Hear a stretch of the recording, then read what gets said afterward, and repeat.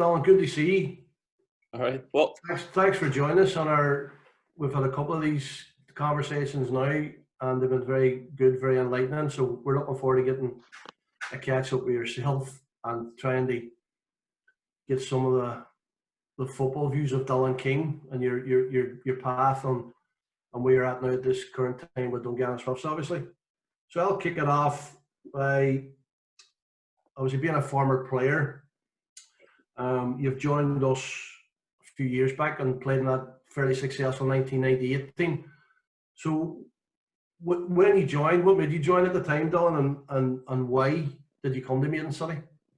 I think I was at about 2010 roughly, and I was signing Swifts, and we had a great wee setup up there too. And then people started just going their own ways. I think maybe a few players went to Dungannon, and the team kind of just started to break up a bit. And then I thought then it was Peter and Craig obviously contacted me, and we played matches against them and stuff, and I just liked the way that they played, and I knew a few of the boys that were down there. I just thought it'd be a good opportunity, and it looked at a good setup to try and kind of take it a wee bit further than what it was at the time. So I just liked the look of it, and I thought I'll give it a go and see how it goes. The thing about it is that 98 team that you played in, Dylan, as well, was a good squad of players. Obviously, it developed over the years as well with different types of players coming under it. What was your memories of playing in that squad? We had a good few memories, to be fair. I think a lot of them was, we went on a good few trips. The trips were great because even at a young age, gives you that kind of experience of going away and being part of a team and traveling and all that type of stuff. But I think for me, the biggest memory of that team was always the matches against Oxford. When we played against Oxford, they were always massive games, and it was just such a rivalry. And you were always so up for it. I remember Brett McGinty played. Obviously, he was a centre half as well, and he was beside me. And, he didn't need much motivation anyway. But when we played them, he was always getting everyone going and stuff. And but we had a great team. So just some of the matches in that league that we played in were great, but definitely the Oxford ones were probably the most memorable ones.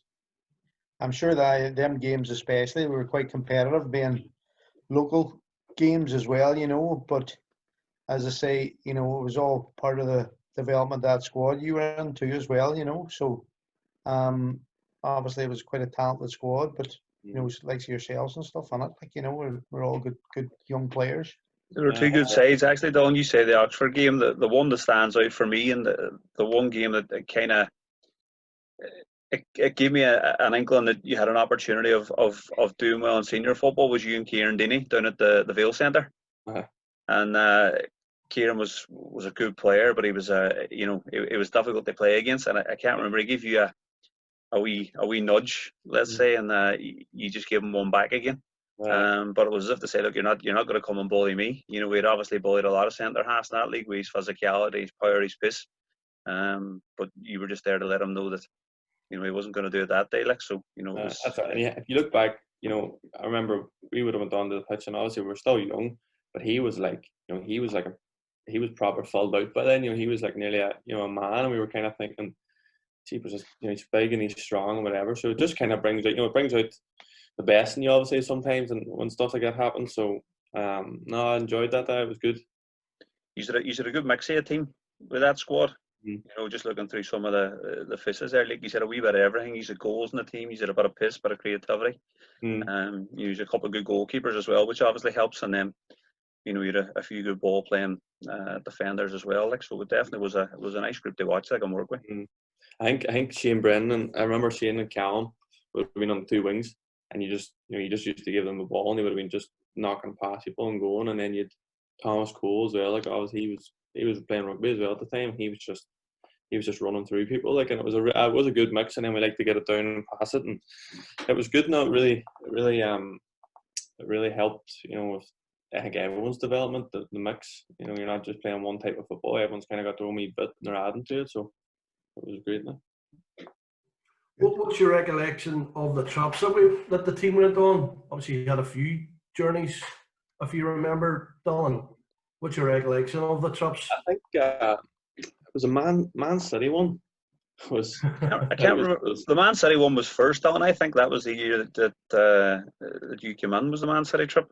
I think it was because I remember even just looking at that picture there. You kind of think you might have been having a bit too many cakes or whatever. Too. I remember run after one of the boys at one stage, thinking I could never catch up with him. Not even in the slightest chance.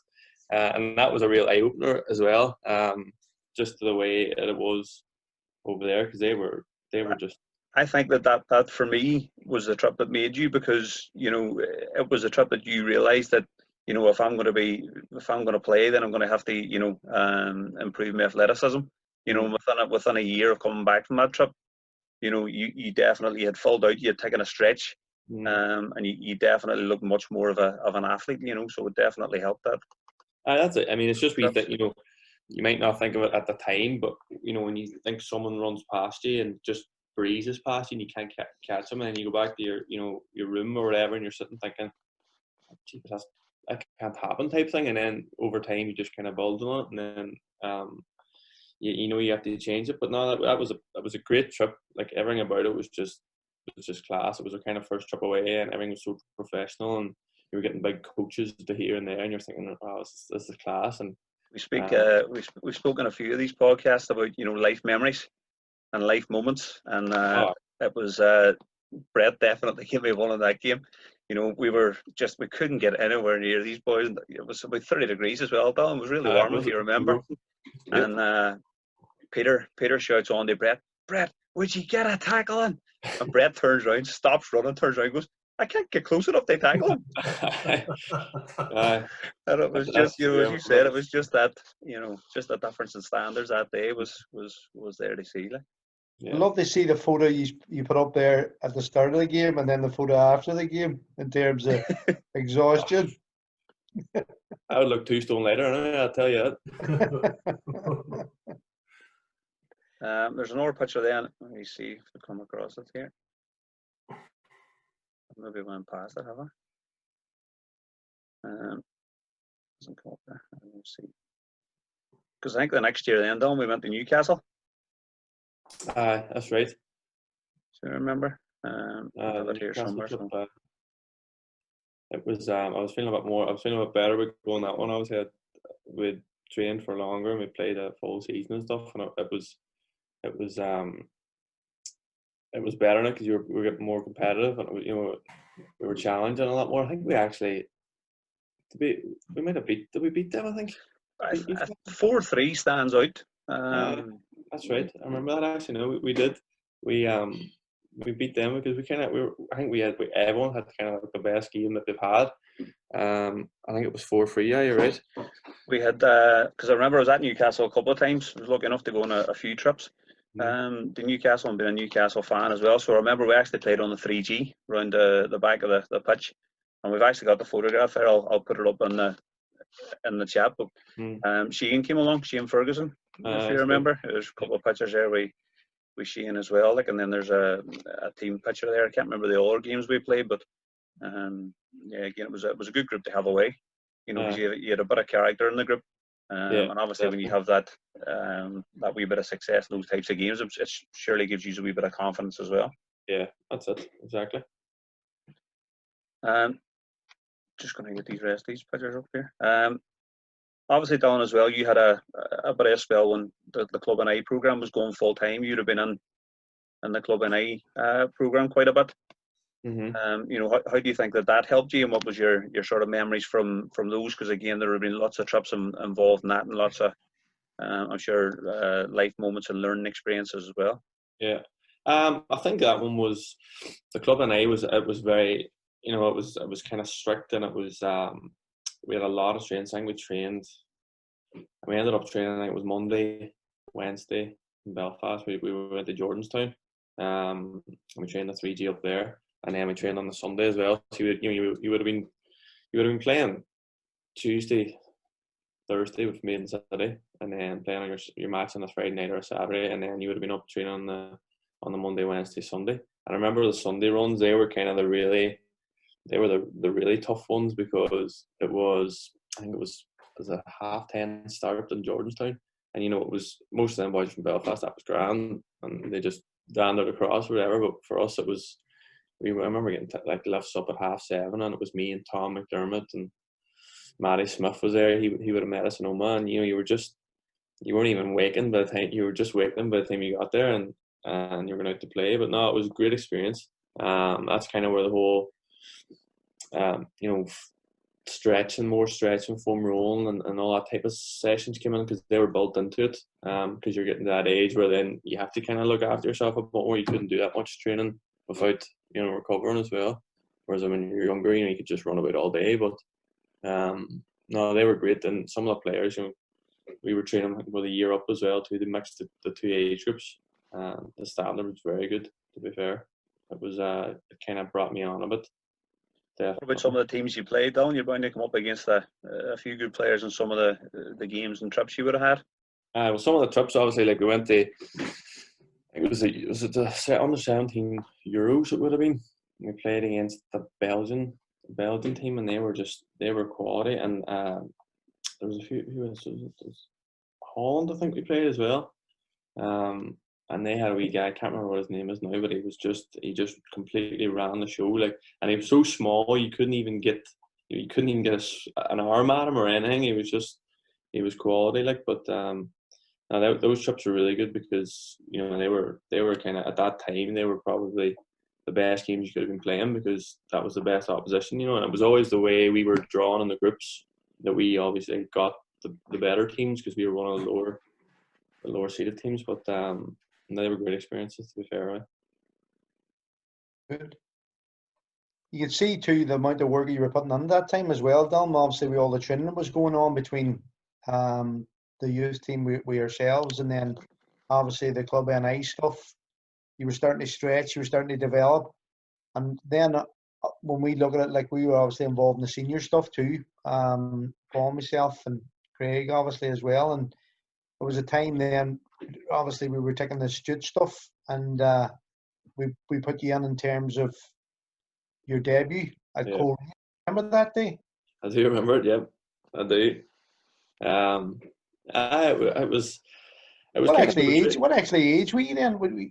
I think I just turned 16, or maybe I was really late 15. It was one of them. Right. Because it was just obviously it was the last game of the season, so I'm trying to think.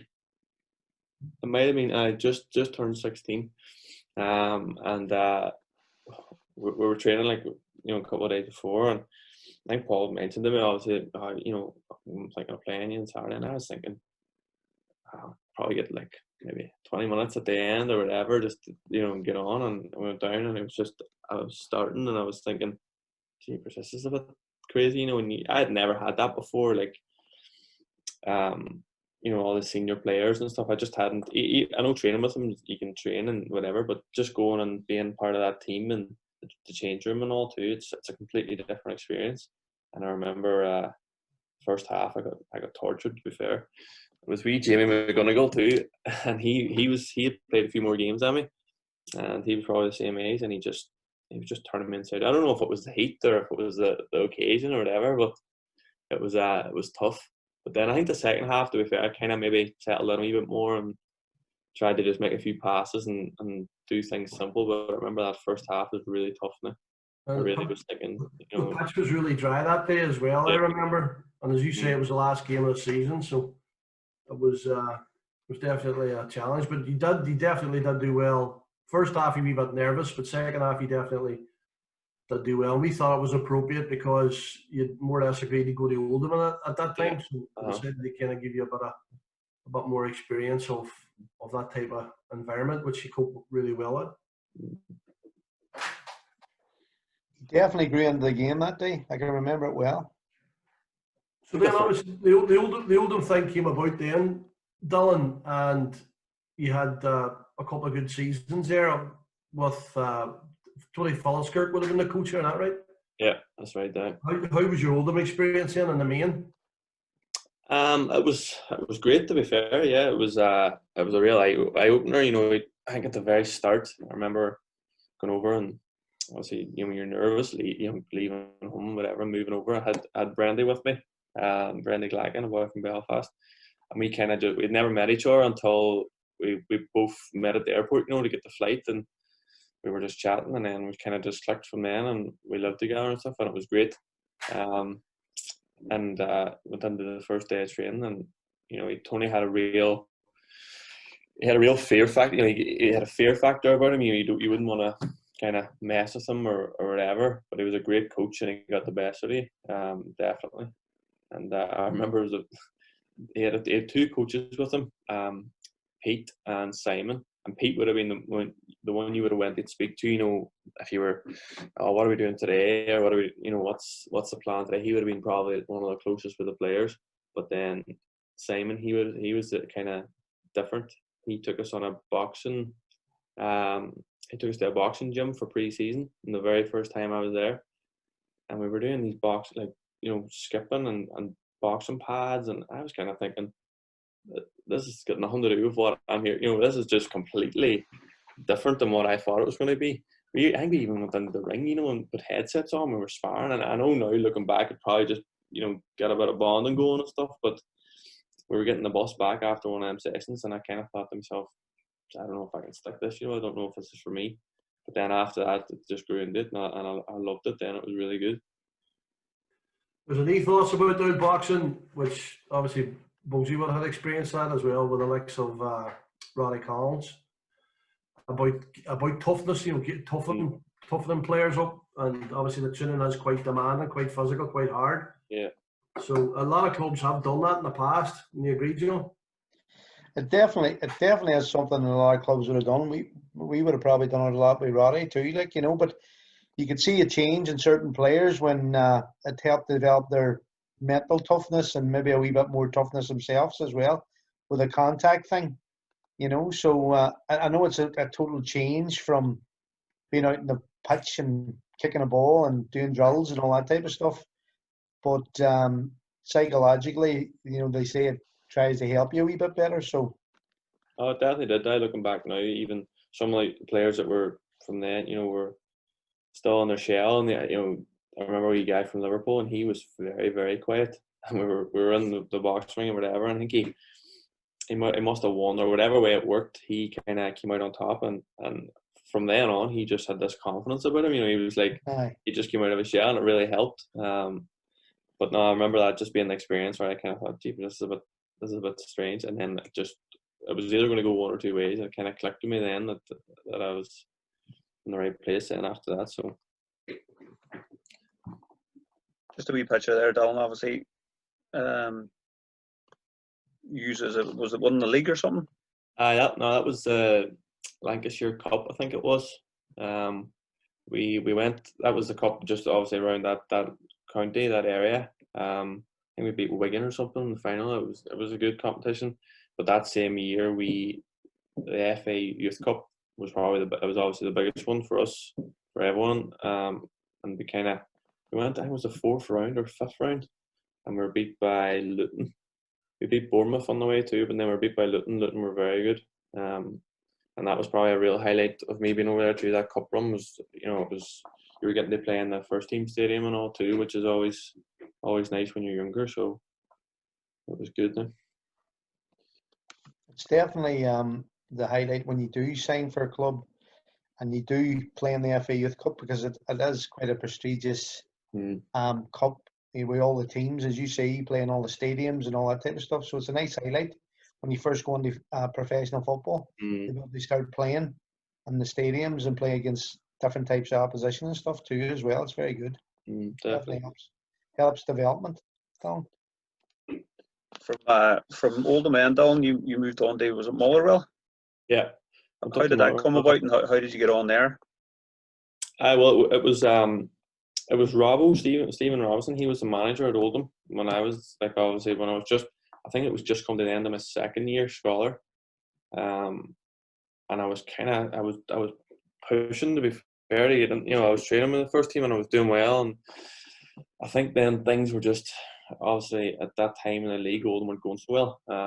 So I think I wasn't going to really get a chance in that type of way, because you're not going to especially defending, you're not going to put someone younger in when you're in that type of trouble. But at the same time, I was playing probably my best football at that time because I was just really eager, and he kind of had a bit of faith in me, and he was really pushing me on as well. And then he obviously left, and a new manager came in, and it was just it's looking back now, it is quite sad because there was 9 of us scholars, and usually they give out maybe 2, 3 pro contracts, and the new manager came in about 3 weeks before the decisions were going to be made, and there was no pro contracts given out at all, and there were some players in that team that really deserved it. It was a real shame, like. So then I just kind of thought I'm going to have to look for something else, and then I got a call from Robbie. He just wanted me up for a trial, and I went up and enjoyed it and trained well. So he said he was happy enough to take me up there, and they had an under-20s team, which is quite good too, because it went from under-18s and under-20s, and there was more reserves. To be fair, it was kind of a mix. So it was just that wee step up too. Then that kind of helped me. Obviously, when you were thinking then, when things were going a certain way for you at Motherwell at that time, Dylan, you obviously hadn't made a decision to come home. Why was that, or what was your reasons for it at that time? It's a strange one, I remember up there, that's when the kind of whole professionalism really started, because you were part of, like, you were a first team squad member, so you were getting tested for body fats, and you're getting tested for everything basically, regularly. My body fat was kind of a wee bit higher than what it should have been when I first came in, and I thought, right, I'm going to really just try and knuckle down on that and set a target. And I remember getting myself down, like right down, I think it was like 80 kilograms at one stage, or 83 or something. It was roughly about that, and that's the lowest I've been. And I thought, I'm really going to try and push here and get in. And then just whatever way it fell, I didn't get as much game time as I probably thought I should have been getting, even with the under 20s in reserves. And it was frustrating. And then I think it was just a difference of opinion. Some managers like you, some managers don't. That's just the way it goes. But I was kind of doing everything that I could have at that time. And then I kind of thought, I knew I was going to have to look for a new club anyway. So I went to a few different clubs. I went to Inverness it's up right up the top of Scotland. That was an absolute trek to get to. And I kind of got up there and I thought, gee, this is miles away from anywhere. And I went there, and then I went to a few other clubs, but I kind of just thought I need to be playing first team football next year regularly, no matter where it's at. Like, it has to be, men's football, senior football type thing. And then I just kind of came back for summer, and then Gary Hamilton rang me, and he was just talking to me through it. And I was speaking to a few people who came back and maybe played, and they said, the league's a good standard. It's not, people look down on it probably from the past few years anyway, but no, it is a good standard. So I thought I might as well give it a go and try and get as many games as I can under my belt then. So that was basically how that came about. Yeah. It's definitely important when you're training all the time and you're maybe not playing regular. It can definitely pay effect on you, mentally as well. And then, as you said, your age and stuff, you want to be playing as much as you can. So getting that regular football and playing senior football was probably a good thing for you too, coming back and playing, and getting them games under your belt, which a lot of players, it's happened with a lot of players. We actually spoke to Ewan about it, when he came back from Everton too, and he was playing for Coleraine. The importance, how it helped them going back and playing and getting games and playing the senior game over here and the physicality of it as well. So I think a lot of teams, even now, if you're asking a team now about a player, the first question is how many senior games has he played? Because you need to have that experience and know how to deal with them type of games. Because I certainly didn't at the start of it. I remember when I was with Motherwell, we played in that Iron Brew Cup. The one. That's right. Scottish ones, and they play. And we got drawn against Crusaders. And I remember this was, I think I got maybe 3 or 4 games played before that, and I was kind of feeling confident. We came over, we played Crusaders, and I remember our manager saying, we had watched videos. This was a big thing for us. We watched videos, and we were really taking it, professionally and stuff. And we were watching videos of Jordan Owens, and he was like, "You're going to be marking him, so think about what you're doing." I thought, it's just the same as anyone else. You're just going to try and challenge and to do the way you would usually do. I remember just going up for the first header, and I just got an absolute elbow straight to my face, and you just think, you can't go up, you can't keep doing what you were doing normally against these type of players, because they've done, they know exactly what to do in these situations. So it was an eye opener, to be fair. But he's actually a big, strong, physical lad. Jordan as well. He's a lot of games under his belt, and a lot of physicality about him. Every trick in the book, definitely. So difficult to play against because you know what's coming, but you can't do anything about it. You can't stop it. It's and especially with players running off him, like Heatley and players like that. All it takes is a wee flick and he's in, like. So that was tough. But what would you say the difference is, Dylan, is playing obviously in Scotland and England, the 18s, 20s football, and then coming back and playing Irish League football? What is the big difference? What would you say? I think it's probably the speed of it. Maybe not so much this year now with teams like Larne and stuff, and teams trying to play a bit more. But I remember coming back last year, and it was just the speed of turnovers and between teams is unbelievable. The amount of times the ball's won and lost, and you're defending and you're attacking. And I think over there, especially when I was younger, you would have set up on a formation, and then you would have maybe let them have the ball. Not let them have the ball, but it was just comfortable. You knew there was no danger, so you would have been happy enough to let them have the ball. But here, it's kind of just you're trying to get the ball back straight away, and maybe not so much this year, but last year it definitely was a lot more higher tempo than what I thought it was going to be. And then obviously this year's calmed down a bit because the teams are trying to pass it about a bit more and keep the ball and stuff. So, but I think the physicality as well is massive. You can't replicate it any other way than just playing it. Even I think if people from that Scottish team, the under-20s reserves, came over and played against the Crusaders at Linfield, they would really struggle. Not really struggle, but just they would find it difficult to deal with maybe the first few times, because it is a different way of playing completely. I think you said it there, Dylan. It's the fact that when you're playing 20s, it's all 18, 19, 20-year-olds, and a lot of those youth teams are made up of younger players.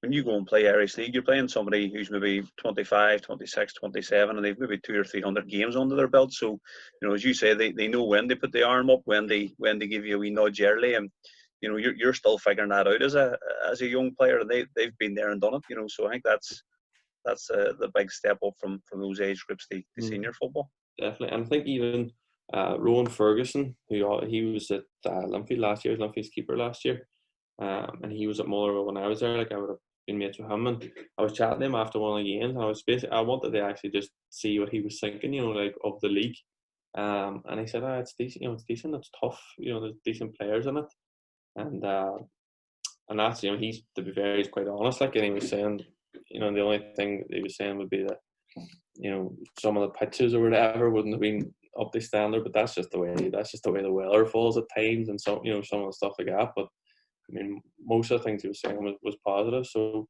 I think it's definitely going in the right direction. But it is a big step up coming back, because you just don't know what to expect. There's so many different types of players and so many different teams play different ways, and to try and it takes you a year at least to get a grasp of it and understand what to do with certain players. I think another difficulty is as well, Dylan, is when you come back that you're full time in Scotland.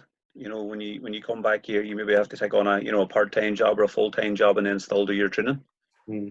So how have you managed that changeover with being able to not being able to go out and just worry about your football all day every day? Have to go and do a bit of work and then still fit your training in around it.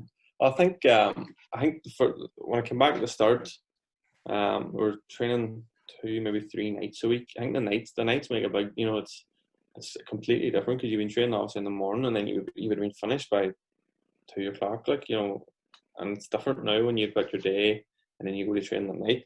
But it was different, to be fair. It was kind of difficult to start to get used to, because it was just so enjoyable going in and going to the gym in the morning and then training in the afternoon. and having your afternoon off or doing whatever it was you were doing.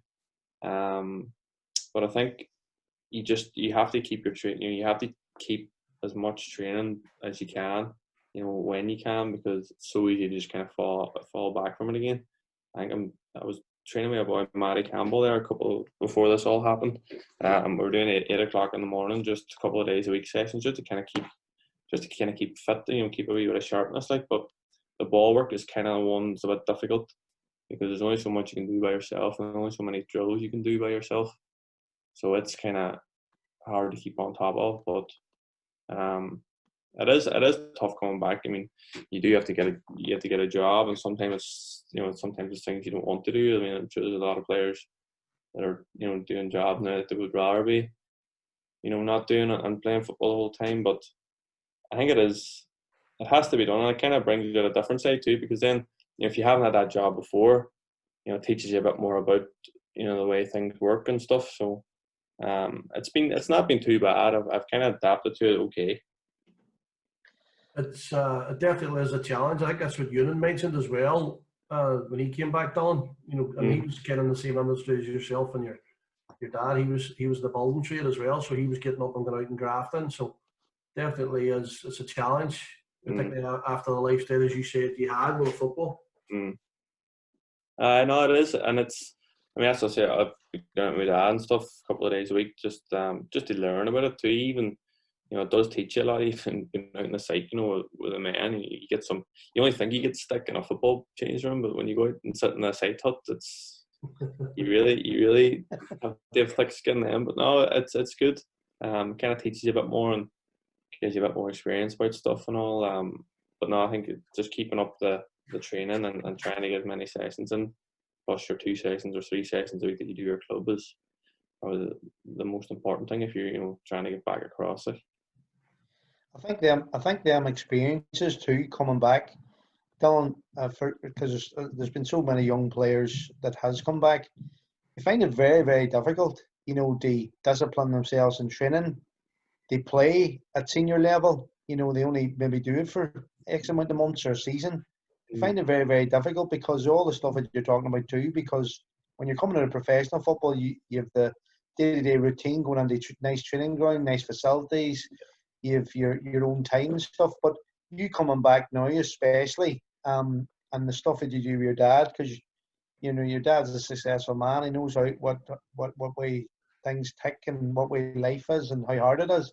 It's definitely giving you a tough pathway to kind of say, as you say, if I want to achieve and go back again, it's going to be important for you, in terms of how you discipline yourself training wise and all that as well. So it'll be a good scholarship for you at the moment, I'd say. But at the same token, looking at that, you're right, they have them ambitions to achieve and do well at senior level and want to go back. That's very important for you too as well, because as I say, what would be your next ambition for the next few years and how you plan to achieve that? What would you be thinking yourself? Well, from experience, I think getting as many games at that senior level as you can it'll always help you. If somebody's asking about, he's played maybe 100, 150 games, and if you're still young, that does kind of strike people as people are putting them in and kind of trust them. I think that's what a lot of young players, some of them have kind of gained that, and then especially in the lower leagues and maybe Scotland or England, I think that's what it's all about, because it's quite similar over here. There's a lot of wee tricks and things that people know, and people know the leagues and how to play them. And I think for me, it would definitely be just playing getting as many games as I can, keeping myself fit, and just kind of seeing how it goes. I mean, I really would like to get back across and playing full time, because it's just the experience. It's just it's just brilliant. You can't really.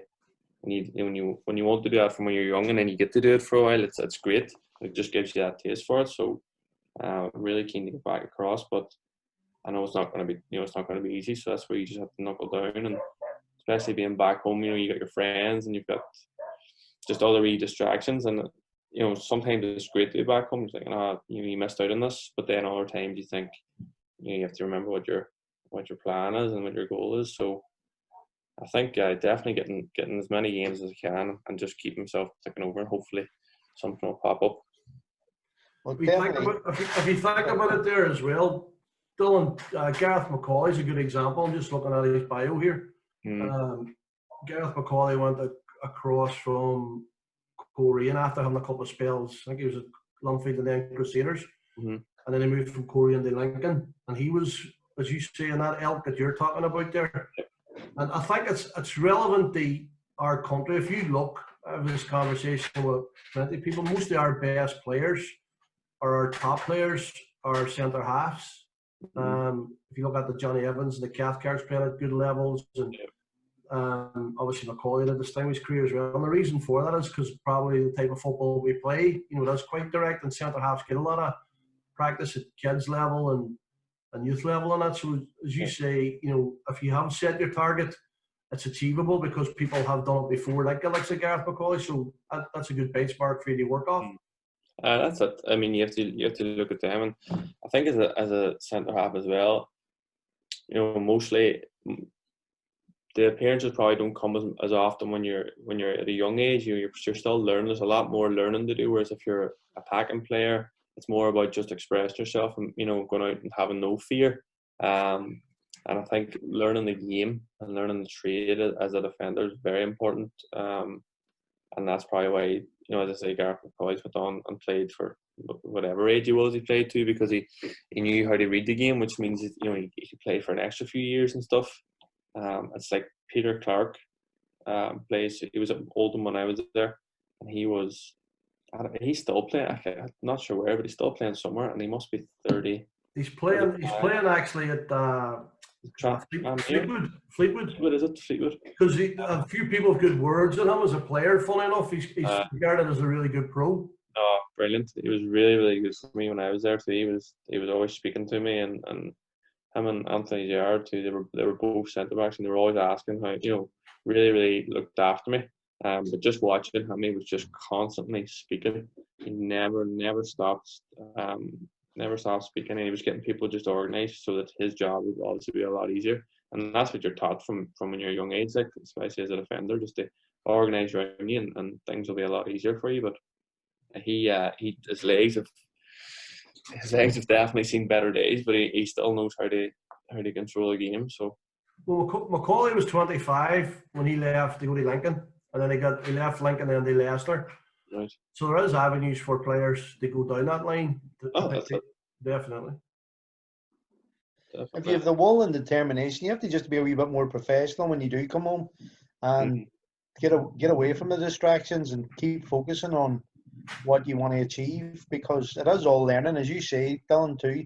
It's getting games under your belt, learning from them, and then keeping your training standards up and keeping them high and keeping positive. That's the most important thing. Exactly, that's it. And I think if you look at the league now, the way that it's going, and with obviously the investment that's coming in, and even if you look at the League of Ireland, I mean, the standard of the leagues are going up. So I think obviously it's still in my head that I'd love to go back and across the water, whether England or Scotland or whatever, and play full time. You can make a good full time career in the League of Ireland, or even if this league does go full time in a few years' time.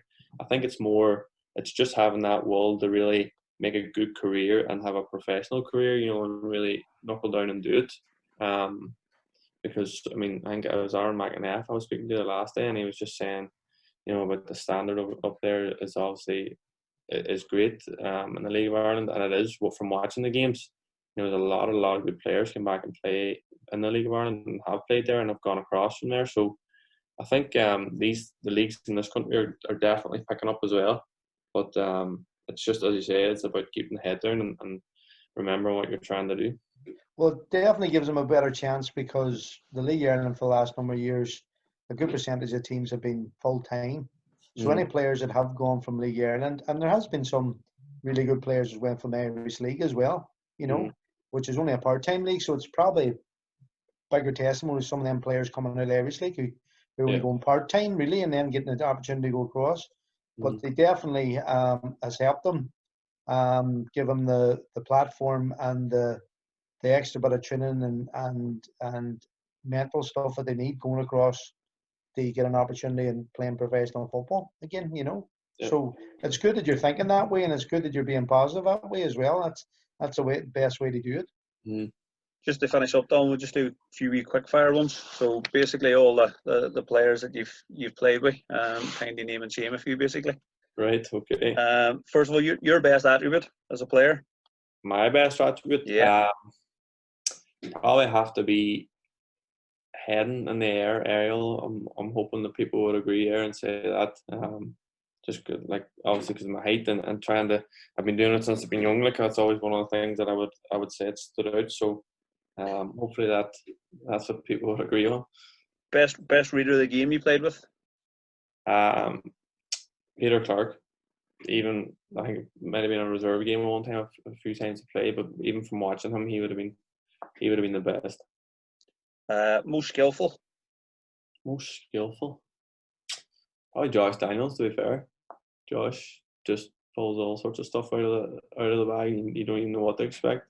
He's been adding a few tricks since lockdown as well. I see him on social media. So he absolutely he tortured me in training one. I probably shouldn't even say it because I'll just blow his head up. But he plucked it out of the sky from the keeper, and he done like a flip flop straight through my legs and chipped the keeper. Then, and I mean straight through my legs. I didn't even move, and I just thought, jeepers, that's madness. But best goal scorer.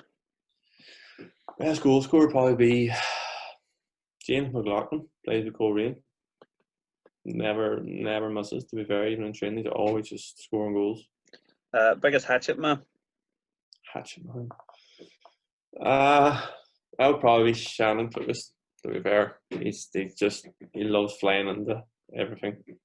Good player, but he just loves flying in. Biggest joker. Biggest joker. Stephen Douglas probably would have been when I was at Coleraine. He always was keeping everyone going, and he was good crack. Your favourite moment in football so far? Maybe big games that you played in, or would have been definitely the England game in the Victory Field. That was the one down at Bournemouth. I think we beat them 1-0, and it was just it was under 16, so you're kind of still young, and it was unbelievable. Really good now. A walking yellow card. Who's booked every week? Apart from myself, no, that's Shannon again. Shannon Clugas again. Again, throwing it back that 98 team, the one for me would have been Cal Ryan. Loved the tackle. Oh, that was his game plan, just to go out and get as many tackles as he could. Who's the biggest wind-up merchant you've played with? Always getting on opposition's nerves or getting on your nerves? There's a wee guy, Adam Livingston, I played with over in Motherwell. He just knew exactly what to say to people at the right time. He was one of the younger boys too, and he had a lot of confidence about him. He was funny. Best player you've ever played with? Who would you say? Best player I've ever played with. Or against? Probably. To be fair, when I came back, Sammy Clingan was very good. Very good in the ball, kept the ball very well. Playing against, it's probably Paul Heatley. To be fair, the speed he has and some of the stuff he pulls out, and he's everywhere all the time. You can't mark him but no, that's probably the two. Yeah, no, thanks for that, Don. Thanks very much for your time and taking the time to speak to us. Thank you for the chat too. It was good. Well, appreciate your time, Bill. You're a gentleman, and we wish you well. And hopefully this season gets kicked off again, and you can get back to doing what you do best. That's it. Hopefully, we can all get back to enjoying football. Thanks, Don. It's good to chat to you. And as I say, we hope you do well now over the next while. As I say, keep working on it and keep improving yourself, and don't be cutting too much grass a day now. No, definitely not that well, right? Good man. Thanks, Bill. Cheers. Thanks, Don. Cheers, Don. Right. See you now.